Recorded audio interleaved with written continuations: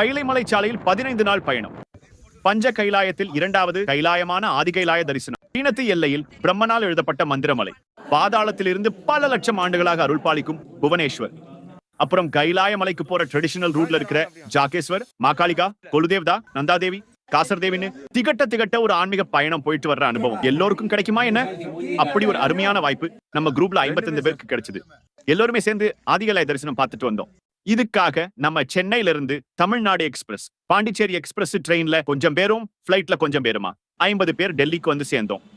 டெல்லியில இருக்கிற ஹோட்டல்ல ரெஃப்ரெஷ் ஆகிட்டு 2 பஸ்ல உத்தரகாண்ட் மாநிலத்துல இமயமலை அடிவார நகரமா இருக்கிற டனக்பூர் புறப்பட்டோம்.